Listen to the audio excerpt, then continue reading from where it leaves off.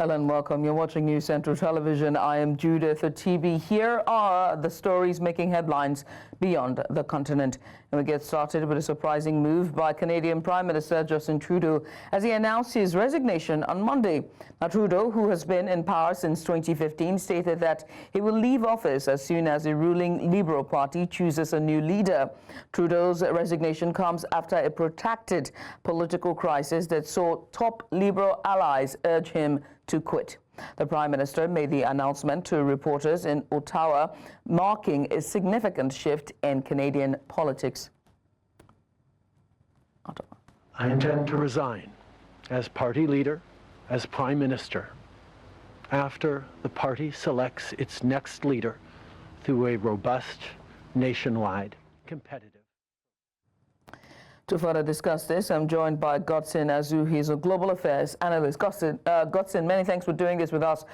After serving as Prime Minister since 2015, what do you believe were the main reason for Prime Minister Justin Trudeau's decision to step down? Yeah, good evening, and thanks for having me this evening. Happy New Year to you guys there in the studio and in Lagos, Nigeria. Obviously, I think a lot has gone over the last 10 years since the Prime Minister Justin Trudeau has been in charge of the affairs in Canada. We all know very well that the UK and Canada share similar kind of a political structure and a kind of a governance system. Also to understand that the King is also the head of state of Canada. So there's a similarity in what they do in Canada and what is obtainable here in the United Kingdom. I believe that once the people begin to speak out, obviously in terms of the disconnection between the government policy approach and the benefit of the government in recent times to the Canadians, that begins to set a pace of a difficult moment for the party in government. Justin Trudeau has been having issues with regards to his new approach to economic policies and some certain social domestic policies, which has not been going down well with most of the Canadians, and also obviously with his party associates. In real term, I think the major problem he had was the issues of managing the internal controversies, internal crises within the Liberal Party, right. Which he is the leader. We can see that when we look at the public polls between January and December last year, his popularity began to plummet to about 23–24% of the public opinion of him still remaining as the Prime Minister or party leader. And the party itself also started losing its popularity among voters in Canada with regards to the direction in which they are going, right. To around 16% in terms of the voters' confidence in having the party continue as the party in government in Canada. All right.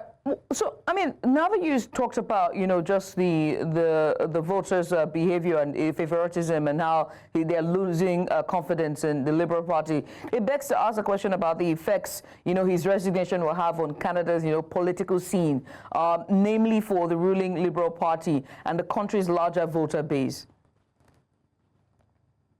I think the impact will be the rise of the Conservative Party. The Conservative Party will have to take an advantage of this present moment based on the fact if the Liberal Party are unable to manage their internal crisis and be able to present a well and highly acceptable leader that will take place as the next Prime Minister, knowing obviously that there is a call for a quick election, which is supposed to happen between this year.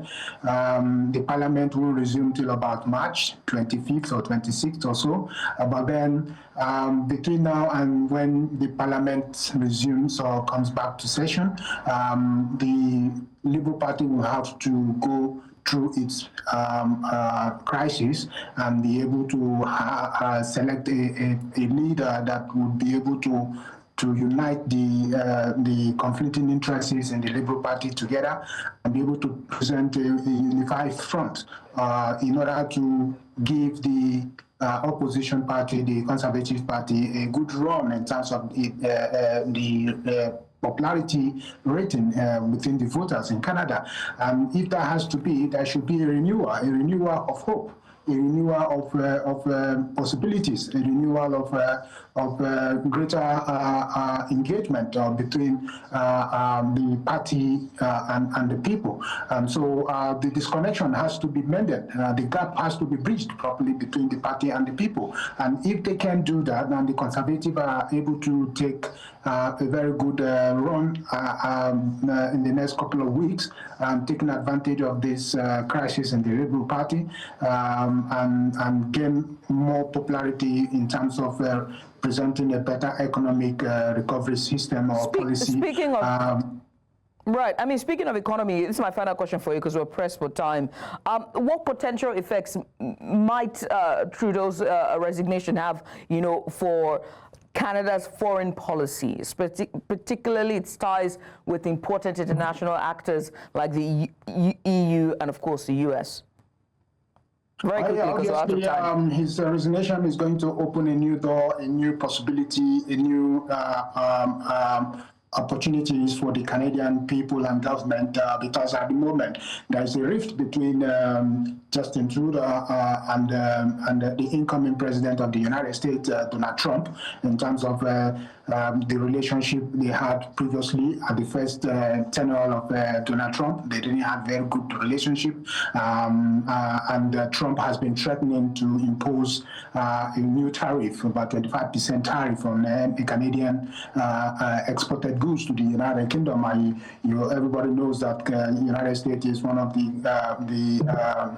bigger market for Canadian goods in the world, and also so that is going to be his resignation is a very big opening opportunity for whoever is going to take over as the new prime minister within the space before the election by the year, to renew a discussion and build a better, stronger mutual relationship between the incoming government of Donald Trump and the Canadian government. And also it's very important to know that if the new prime minister comes in and is able to manage this relationship with Trump properly, then he is able to use that to navigate his further good relationship with the EU, because Justin Trudeau have been able to withstand a good relationship between the EU in terms of trade, bilateral trade relationship in the last 5 or 6 years. But then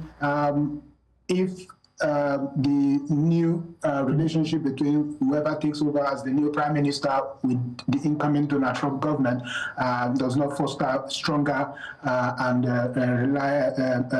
transparent and trustworthy relationship, right, then it's going to be a little bit difficult to strengthen the relationship between Canada and the European Union. It's also important to understand that Canada has a very strong relationship with the United Kingdom, and there's this rift between the incoming government and the present Prime Minister of the United Kingdom and the Labour Party here. And so it's going to be a trajectory of agenda for whoever is going to come in as the new Prime Minister of Canada, being able to navigate the rough waters of foreign diplomacy between Canada, US, the EU, United Kingdom, and obviously the rest of the world. Well, Godson, we must say thank you for joining us and just giving us a bit of insight to his resignation and the future for Canada. Once again, many thanks.